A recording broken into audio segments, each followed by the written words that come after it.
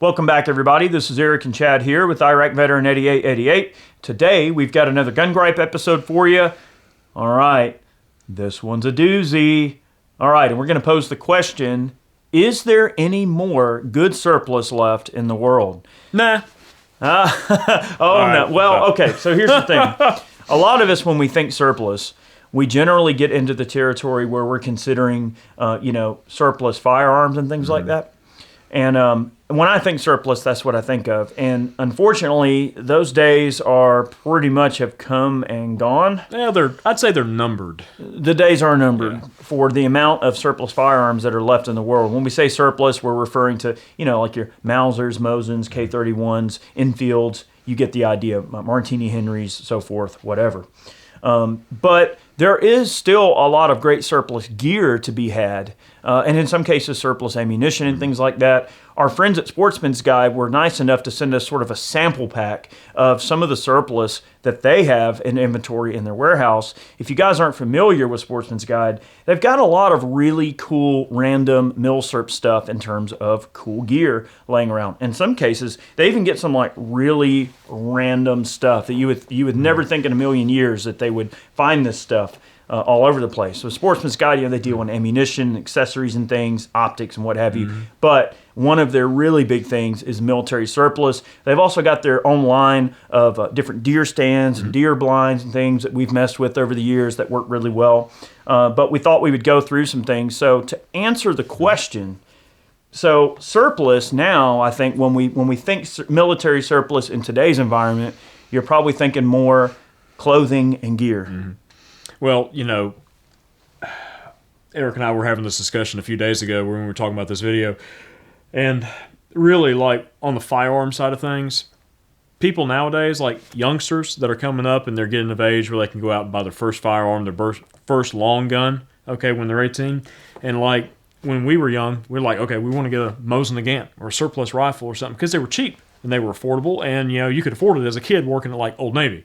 Or McDonald's, okay? You could afford it on that salary. If you could come up with 79 barking dollars, boy, you had you a rifle. Yep. But, nowadays it's almost like youngsters are sort of disenfranchised.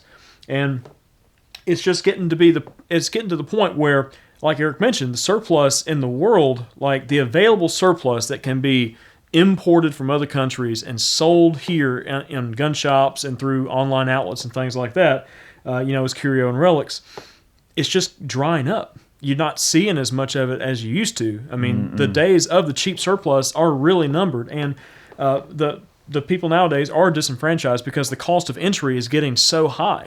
I mean, Mosins now are like $250 to $300, whereas before they were less than $100. When we started shooting and stuff, more than that in some cases. Yep. I mean, you look at even the fins for like the Fin M39. Those things have gotten up into the $700 or $800 range for certain models. Yep, it's just crazy to think that someone's going to pay $100 for a freaking Mosin. But the surplus gear, there's a lot of gear that has come onto the market that has dried up. But you're talking about super old surplus, like old Alice gear and things like that. And there's still a good bit of that like laying around. But there's always new, more modern surplus as militaries around the world are switching over to new products and things like that, or new camouflage, whatever the case might be. So the market is always going to be flooded with this stuff, and it's great gear at awesome prices. And look, I know you remember, but when we were young, if you weren't in the Sportsman's Guide Buyers Club, you weren't living. I think a lot of people tend to undervalue the fact of how long Sportsman's Guide's been around, in terms of that type of stuff. Well, and I remember, buying ammo and bolt from them and things like that, but also lots of great military gear. So whenever a military makes a change to, let's just say, the type of gear they're using, like, for instance, like this Woogie here, this poncho liner. Yeah. Good old poncho liner, right? So, like, if the military's phasing out ACU as a camo pattern, well, then these are going to, become available on the surplus market. And, of course, this is a great example. I mean, this is a really handy piece of gear. These tie-downs are so that you can attach it to the inside of a shelter or the inside of your poncho, tie it up. And if any of you guys have ever served, you know how comforting these are. This is a great piece of gear. I would keep a few poncho liners like in my vehicles at times. And they make reasonably warm blankets. I mean, they do, keep some of your body heat and stuff in, but I use them a lot to just cover up like camera gear or guns and things like that in the vehicle if I'm going to be traveling around or something, just to keep prying eyes off of it. It's a cheap little throw, for that, and it serves a multitude of different purposes. Oh, man. And, when you're getting into military surplus from around the world, doesn't necessarily have to even be U.S. surplus. There's tons of different European and, Scandinavian countries and, what have you, from all over, even in the communist bloc. I mean, there's that type of gear coming in, like this nice wool blanket. Ooh, yeah. I want to say this one's probably... That might be a U.S. wool blanket, but I mean, pretty good quality. I mean, some of the wool blankets that you look at, they certainly, the one that we have on the top of our ammo crates here, these are Israeli, the ones that you see every day on our gripes here. Those are probably the best. Yeah, but that's a solid wool blanket, and so stuff like that you can get. A lot of times they'll clean out like old FEMA shelters or old civil defense shelters and things, and they'll have all kinds of random stuff like that laying around. Don't discount the idea of military surplus clothing, right? A lot of military garments are very, very high quality and very, very well made garments. This is a Swedish parka hat with the little ear flaps. And you can. So my dad used to wear one of the U.S. parka hats on the mail route all the time, growing up. Oh, yeah. Probably won't fit my big head. It might fit mine. There you go. If I can get my hair out of the way. Man, my ears are cold. What shall I do? Good thing I have these ear flaps. Now my ears are not cold, Chad. So in the wintertime, like riding around on the mail Jeep, you're riding around with the windows down and stuff. And I mean, contrary to popular belief, it does get cold in Georgia, but not quite as cold as it does other places. Most northern states laugh at us. But he would just fold his little ear flaps down and stay nice and toasty in the mail Jeep. Yeah. So now one thing I want to mention on garments. All right, so these are some German Flecktarn breeches. All right. Breeches. But look at that. Got that zipper there. So that makes it easy if you need to expand them out a bit. You could probably have your boots on still and still be able to put these on without having to take your boots off. I think that's probably the idea. You don't want to take your boots off in the middle of a mucky field or anything like that. That's right. One note on these types of garments. They're very high quality, right? Some of my favorite pants that I have are actually surplus. I believe they're pilot's pants. And they've got these great zippers on them, and they are just the most comfortable dang pants you could ever ask for. But I will say this, that on the surplus end, and it's not necessarily a bad thing, it's just the reality of surplus, is that when they're importing surplus out of like Germany or really anywhere but here. Okay, if it's U.S. surplus, okay, this may not be quite as much of a thing. You're not going to have as many big boy sizes. Okay. I'm just saying. So, they'll bring in a whole bunch of Flecktarn, and look, if you wear a large or small or something like that, you're in luck, because all of the surplus that comes in from all different countries all around the world, the majority of it is going to be in the large category.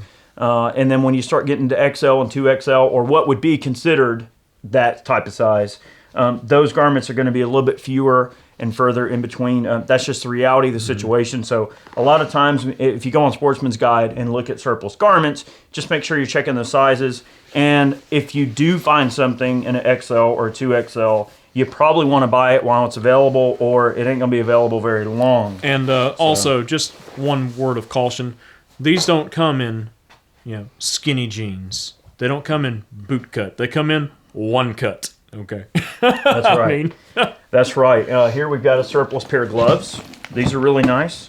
Now, on your various sizes and things like that, you'll have to be a little bit flexible. When it comes to grading surplus gear, they will, generally, a lot of places, not just Sportsman's Guide, but other places you buy surplus gear, will generally kind of grade it like, okay, there's like unissued, there's good, very good. So just like in the same way you would grade a surplus rifle, it's the same type of thing. I mean, if something's a grade 2 item, all right, it's probably got some rips and some stains, maybe a tear or something. Or maybe it's got a cigarette burn in it or something like that. So, I mean, that's just the reality of it, right? Soldiers, they screw their gear up. I mean, that's just the reality of it. Or, the piece of gear has been washed 1,000,000 times and it's lost some color or something.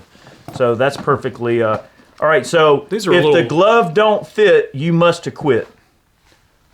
I got lots of room in there. Room for activities inside that glove. All right, yeah, man. Very comfy, though. I mean, nice pair of surplus gloves. Nice. Oh, man. I love leather. There you go. Got some leather. So, this is an ACU A2 rifle buttstock magazine pouch. That's spare ACU. Mag. That's your emergency magazine. Yep. I actually have one of these on my rifle overseas. And you wore ACU, didn't you?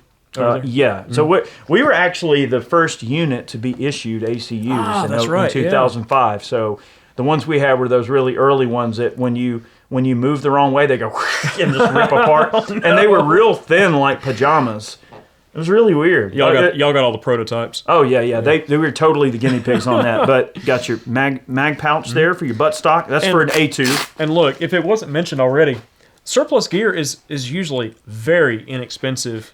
And, I use the word cheap, but it's not cheaply made. It's affordable. It's very well made stuff. And a lot of times, I mean, you could buy like new gear that's similar, but you're going to pay double or maybe triple the price. Yep. So this is already broken in. Surplus is a great way that, if you're trying to prepare or build out some kit, if you're careful and you're selective about the gear that you choose, the thing that I buy the most when I buy surplus, I buy a lot of surplus clothing. And see, my wife will tell you that there's a closet in our house that's in the guest bedroom.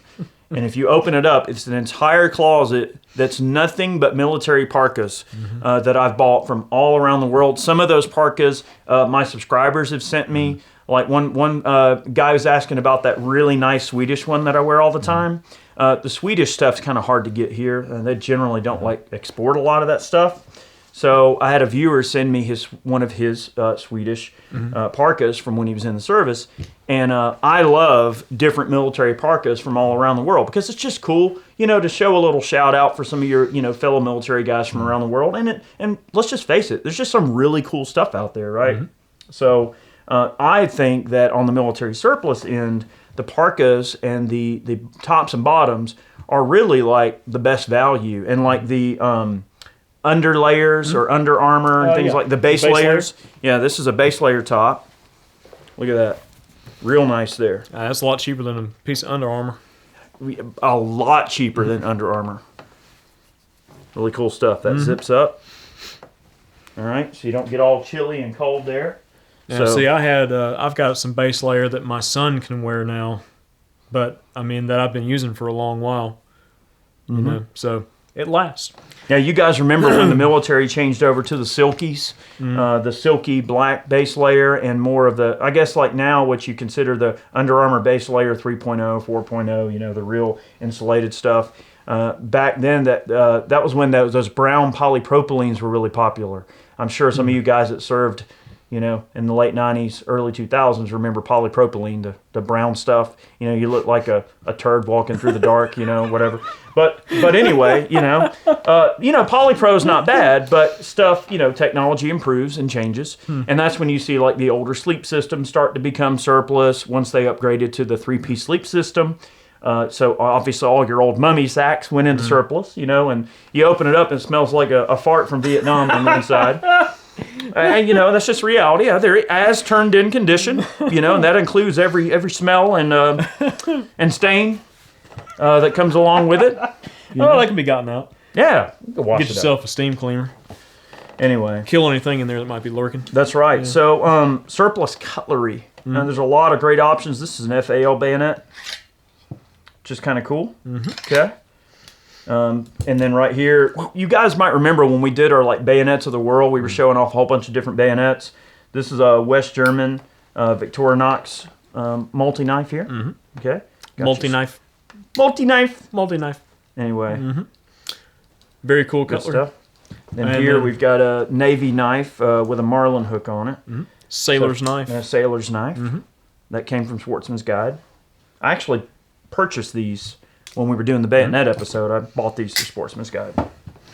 Machetes. All right, so this is cool. So it was a 5-pack of machetes. So it comes, all 5 of them in one package for one money. One money. Yeah, and they're not super fancy, but... Let's see, Gallivan de Colma, Colombia. That's right. Let's see. herramientas legitimas. I guess it's a legitimate machete.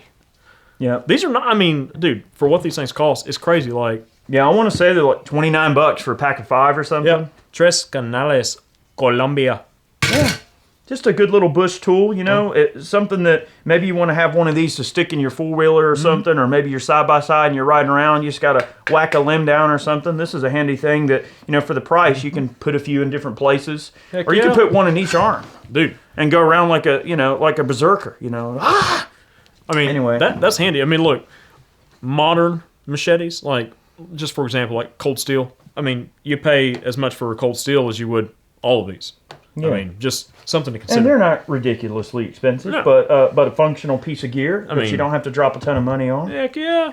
Ooh, I like that one. That's got a nice weight and yeah. balance to it. Oh, yeah. And, you know, they don't really come super sharp. You know, you probably wonder have to if, go through and sharpen them a little better. Doug Marcato would like those. He's like, I like this one. Hey, man, you know, whatever works. Will it kill? It will kill. Kill.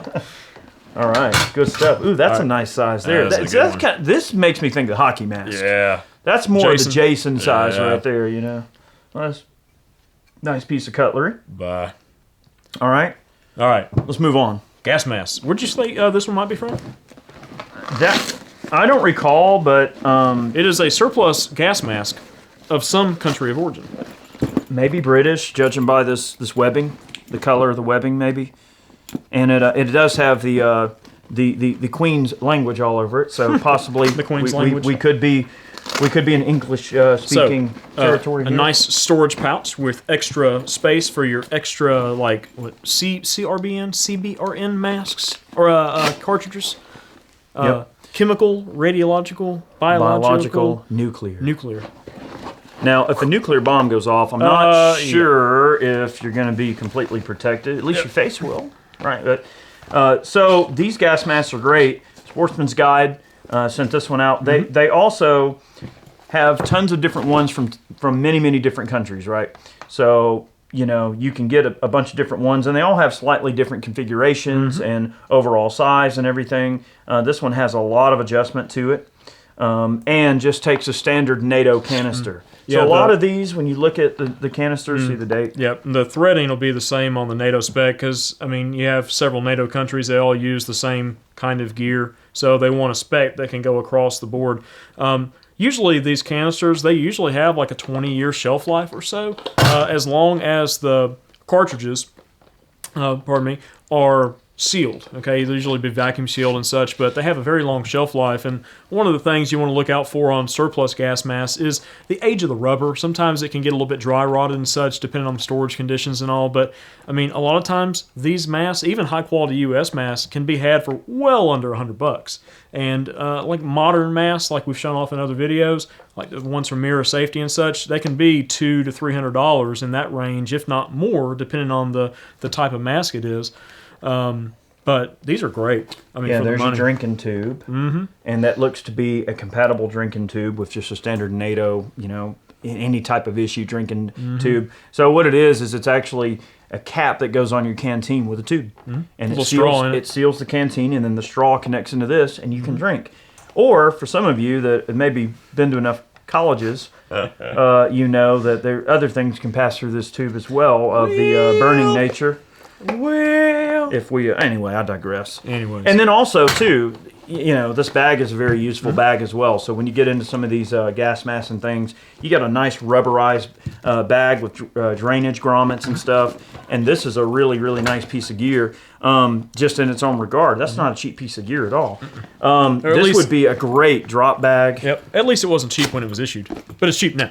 It's Right. cheap now. Cheap is a terrible word. It is very affordable. It is value-minded gear consisting of deferred maintenance. Mark Novak. Anyway, that's a great piece of gear. All right. Let's see. Hey, this one is from us to you. This is a U.S. made and issued hydration carrier. So I'm sure that this one's a lot cheaper than ones you could buy out there on the free market. Yep. But I mean, it looks like it was I mean, this looks like it was never issued.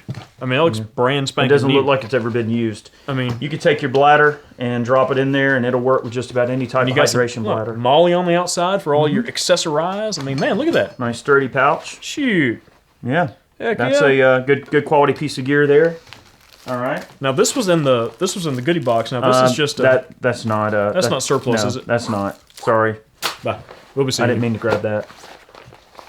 Now what's this? Just All a right. laundry bag? No. So the laundry bags that the military issues are like a soft cotton material with a drawstring. This is a wet weather bag. So basically, this bag is intended to go inside of your rucksack and keep all of your goods dry. Oh. It's a dry bag. Oh, okay. I see the Yeah. markings on it now. Yeah. So you put it shows you.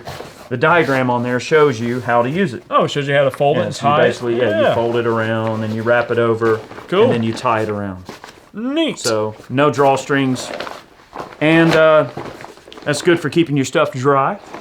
So well, when you're after out camping and stuff, you know, and you wind up in the middle of a derecho.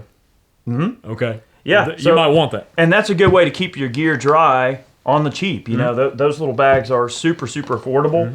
And then after all of this, when you're done, and you got to take a little nap because you're tired, you take your whoopee and you take your puss pad. Now, see, look, I bought several puss pads back in the day, and this one's way bigger than the one I got. The one I have is like a little tiny one. This is an American one, Dude, so it's got to be. It's got to be bigger. Okay. I used to use these as shooting mats. As I was gonna say, so mean- for some of you guys that are savvy and you're you're kind of minded in the value range. I mean, this makes a great shooting mat. You know, definitely. If you got a whole bunch of little rocks and bull crap under you, that's what this is intended for. It's not super padded like a mattress, Yep. but it's better than sleeping on some sharp rocks sticking up your Now, butt. look, or laying on them when you're shooting. so puss pad material also makes a very, very good cheek riser. Yes. Cut you a little piece of this out, and you can make yourself a little cheek riser for your AR. Yeah. You know? That padding is pretty substantial, and you could repurpose this for a lot of other things. And for what these things cost, that's a great piece of gear. So the thing about surplus, there may not necessarily be as many surplus rifles and firearms and things like that floating around, or maybe even surplus ammunition. Although, like back in the day, Sportsman's Guide, they did get a heck of a lot of surplus ammo in. Well, that's where I purchased heyday. a lot of my ammo that I used to shoot. Early on, I bought from Sportsman's Guide, like a lot of the 5.56 and stuff that would come in. I bought 308 from them. I mean, all kinds of ammo, and that was some of the first like mail ordering type stuff that I ever did was through Sportsman's Guide. Yeah, I mean, and there are still, some odd lots of surplus ammo that show up from time to time. Unfortunately, in this environment, Oh, yeah. it can be very, very difficult to obtain anything related to that type of stuff right now. So sometimes the surplus gear is a great place to look. So for some of you that maybe you're new to the firearms world and you didn't know, there is a such thing as military surplus. No, it's not like the movie Commando where you push a button under the counter and there's a secret room in the back with RPGs and AT-4s and law rockets and things like that. Yeah, and belt feds and whole yards. That's not reality, unfortunately. And that'd be cool if there was a room like that. That would be awesome, but unfortunately, that is not the case. At least not that you'll ever know. If you know, you know. One can dream. That's right.